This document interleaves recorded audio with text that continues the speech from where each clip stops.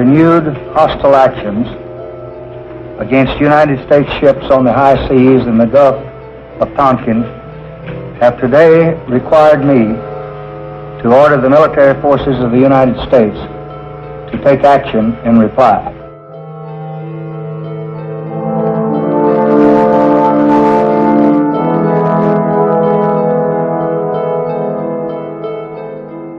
Moving down from the north, men, oil, machines, the tools of war, are fed along the Ho Chi Minh Trail to bolster the aggression in the south. They move by night over the narrow roads, through mountain passes, and along trails hidden by the jungle foliage. Trucks and pack-laden coolies by the tens of thousands.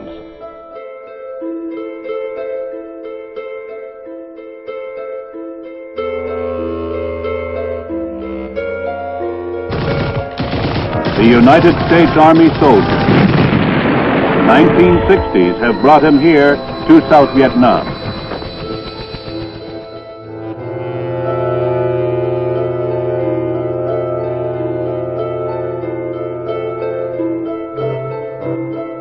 In the long history of mankind, there has never been a war which has demanded such complex tactics and so many sophisticated weapons as the war in Vietnam. An entirely new concept of warfare has been developed by the United States Army and has been successfully employed to meet the problems posed by Southeast Asia's hostile wilderness and the enemy who hides there.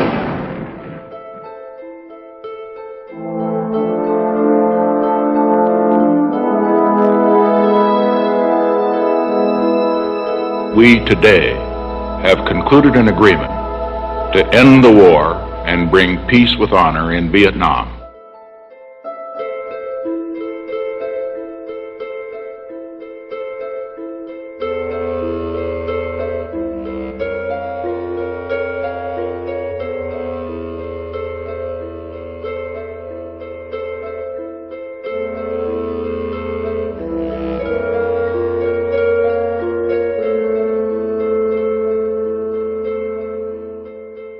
Saigon was now encircled, and South Vietnamese troops could not move out more than 10 miles along any road. Beyond that, the communists were waiting.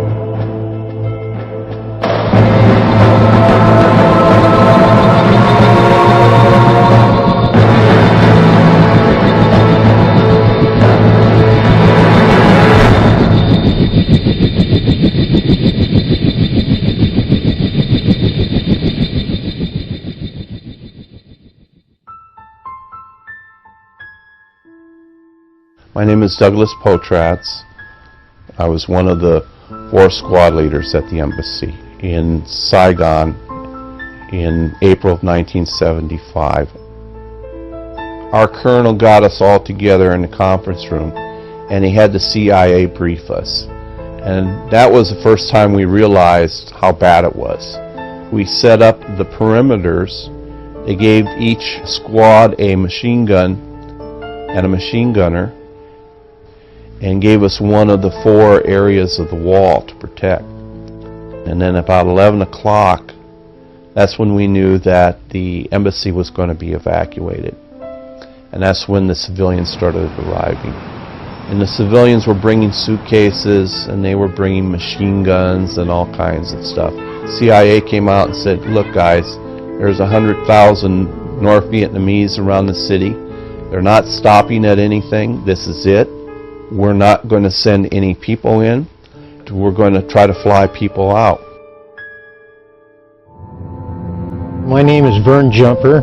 I was the air boss on USS Midway during Operation Frequent Wind, which occurred in April of 1975, the evacuation of Saigon. On the 29th of April, we got the word to execute Operation Frequent Wind. We got off of South Vietnam, and we took on 10 U.S. Air Force H-53 helicopters. These are heavy lift helicopters, and they were manned and operated by Air Force crews.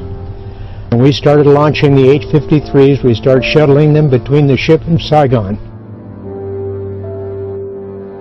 We cut one of the trees down in the compound itself in the parking lot, and that's where the CH-53s landed. Those were the heavier birds. And we asked the CEO, what do we do about the Vietnamese? And he said, look, If the guy's got an ID card that was issued by any United States agency whatsoever, and it's got his identification on it, let them come in and bring as many family members as they want. My name is Nguyễn. I was evacuated from Vietnam when I was 17 on the 29th of April 1975. When the curfew started, we knew that something is not right. When my family left the house, the street was unorganized. We didn't have any proper paper to leave Vietnam, but the family took us to a building which was gated and guarded by military police. Outside the building, people with proper papers, they stand in line. People have no papers like our family. We just wondering. It was very unorganized.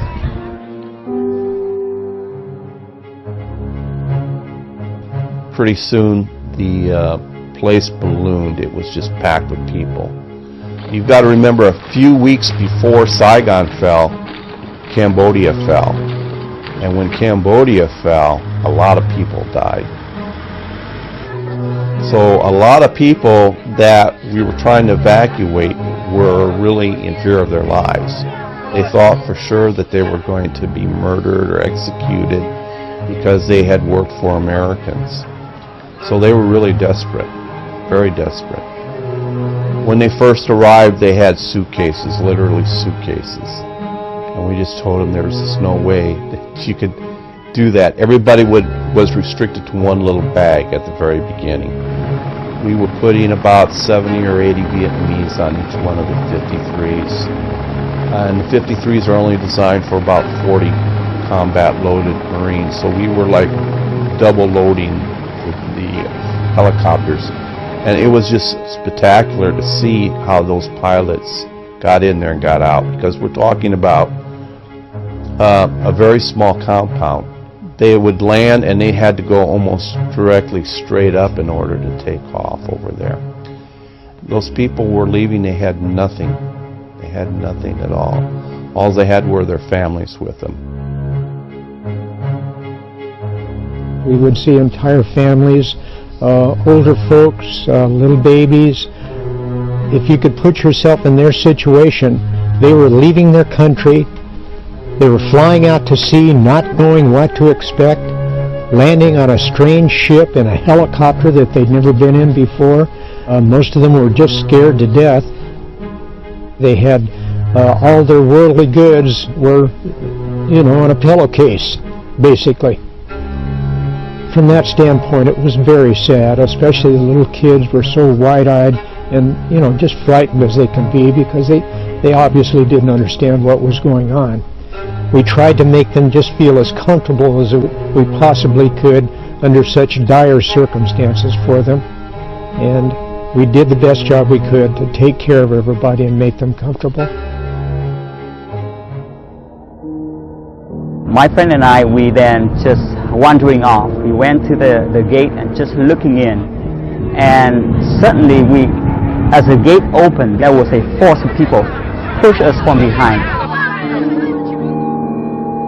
After a while, you just couldn't open the gates or accept anybody. At the front gate, we actually had two of the biggest Marines there. They stood on a little footstool and they literally reached down in the crowd, picked up the people and put them over on the American side.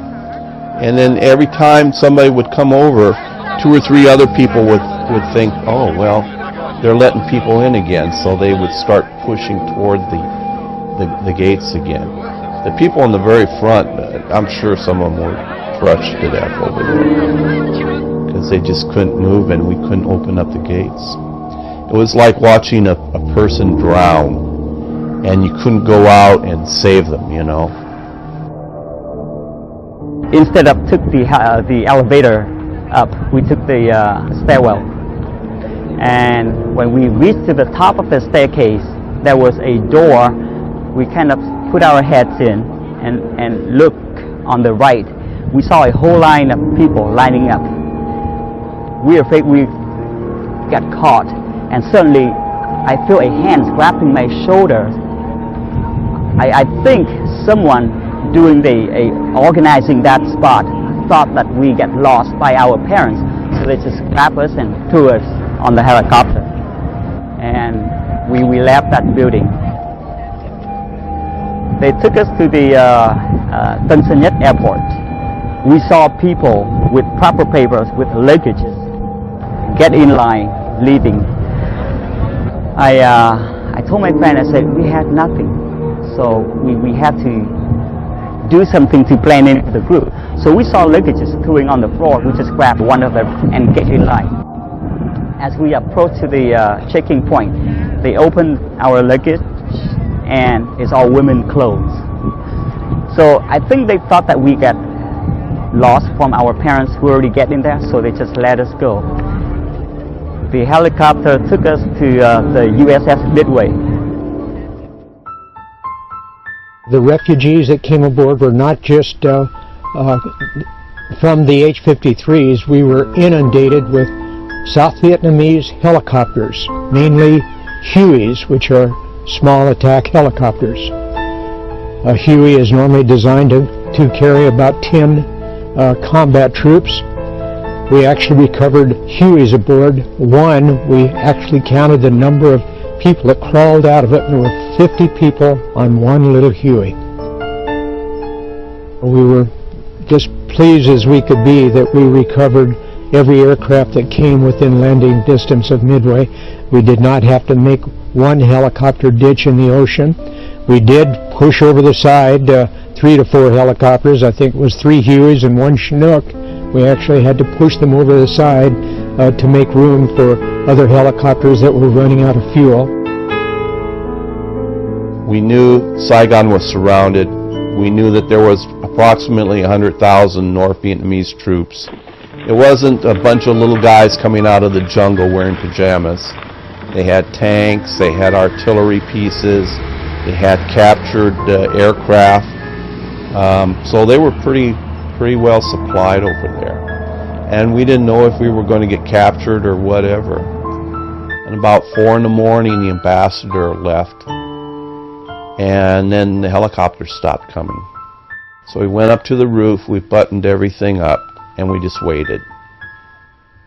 And then the light came, the sun rose, and we were still there. About 2 hours or 3 hours later, they figured out that we were still at the embassy, and they started sending helicopters again. It looked like pure hell. They started looting the buildings when the sun came up. They realized that nobody was at the gates, and I mean, they were literally emptying the embassy when we were still in there. We didn't shoot anybody. We couldn't prevent any of the looting. We were just waiting for further orders at that time. But when the helicopter started landing again, we loaded up and we took off. Finally, after about a 30-minute ride, we went into the sea.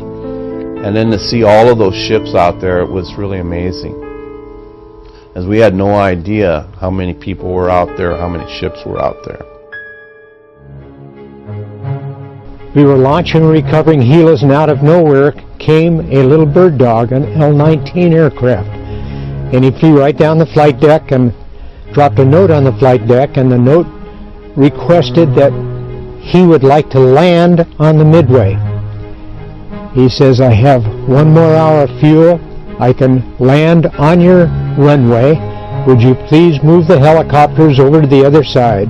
Would you please save me? And then he signed it, Major Bung Lee, wife and 5 children. He had his wife and 5 kids in this little 2-place airplane. So Captain Chambers gave me an order. He says, Vern, we're going to take them aboard. Give me a ready deck. We cleared the angle deck. The ship turned into the wind. We got 30 knots of wind down the angle deck. Major Bung Lee made a couple of passes just to look at the deck. And then he made his final approach, and he made a beautiful carrier landing without a tailhook. He bowled up the deck, and my flight deck crew ran out to grab him before he went over the edge. The major and his wife jumped out of the cockpit, came back around to the side, pulled the back seat forward, and out tumbled these little kids, and they'd been stuffed in there for 2 hours. It was an amazing evolution.